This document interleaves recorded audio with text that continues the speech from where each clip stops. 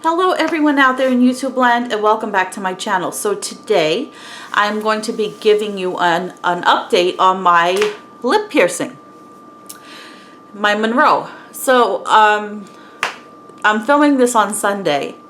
So Friday would have made 2 weeks since I had my lip pierced, and there have been some ups and downs. If you guys have been watching my channel, you know. At first the piercing was fine, then there was more swelling than the piercing bar, the jewelry would allow, so it got embedded into my lip, and then I had to have it removed and a longer bar put in so that it could accommodate the swelling until it went away. And then and it had gotten red around the little ball here because of it getting embedded in my lip, and my piercer Steve, he had told me the redness would go away. So now we're 2 weeks in, and there's no swelling. Let me go up close to you guys there. As you can see, I can stick the piercing up, and there is significant or enough space between the ball and my lip. So let's look again. And you see the redness has been reduced. So what have I encountered this week as far as the piercing? So I did get what people refer to online as like crusties or dead skin. And when you read about it online, you think, oh my God, that's disgusting. You know, I don't want that. And it could, it deterred me. It kind of, I made me think twice about the lip piercing, that and all the other stuff I read online about blood poisoning and hitting a vein and all these other things. So the crusties, they are just like when you get a tattoo or whatever, or a sunburn. If you don't have a tattoo, you get dead skin. So it's really not as gross as it sounds because it's hardly noticeable. You might get like a little piece of dead skin around the ball, right? And so what you should do is don't pick it off. Don't pull it off, okay? If you're like me, whenever I get a scab or something, my urge is to pick at it, to pull it off, and whatever. Don't do that. So what you could do to remove it is, and once you see it, it's not noticeable, but once you do see it, I know at least I have this compulsion where I must get rid of it right away. So you take your Q-tip that you've been using normally with your Bactine, the stuff that you use to clean around, and you can go around and it will loosen it, and you can just wipe it off. Or if you're going into the shower, what I do is, like, if I see one there and I'm going to be getting into the shower anyway, I just let the warm water run on it, and then when you get out, you go with your Q-tip and go around, and it comes right off. And it's it only happened for, I think, a couple of days. It wasn't very often that it happened, that I got the little dead skin. It was red. It's still a tiny bit red from when it was embedded in my lip, so I'm watching that. I'm still doing my cleaning regimen with the Bactine 3 times a day with the Q-tip.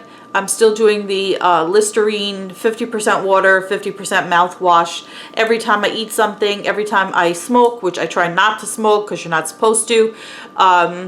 And yeah, so so far it's been okay. What else? Oh, people online will also tell you about, and I will tell you about, itching.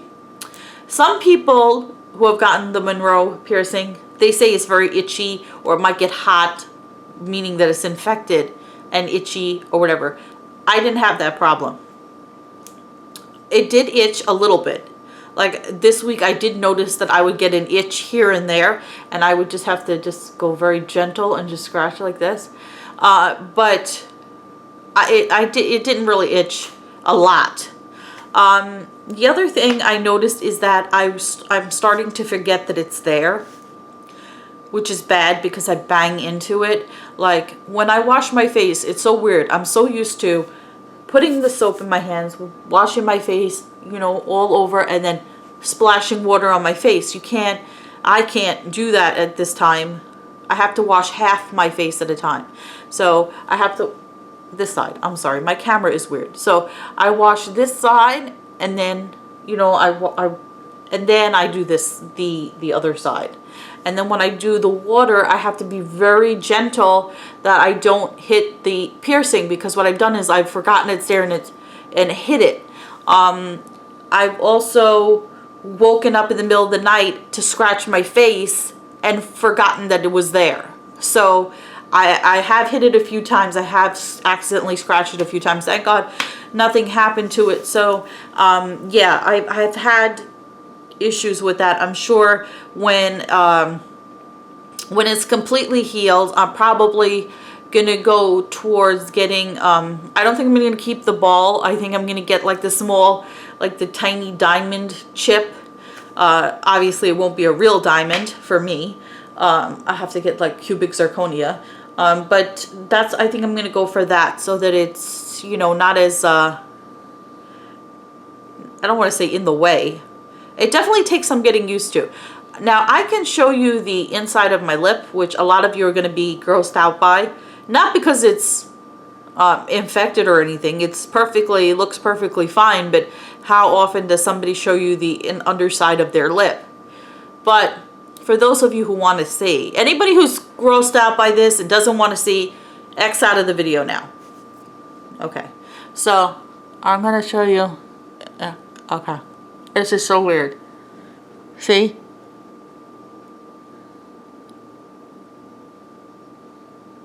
So if you want to see what the underside looks like, that's what it looks like. It's a little flat silver disc. So that is my update on my Monroe piercing. I hope you guys found it useful. If you guys are looking to get a Monroe, like I've said in my previous videos, find a professional with lots of experience. Do your research.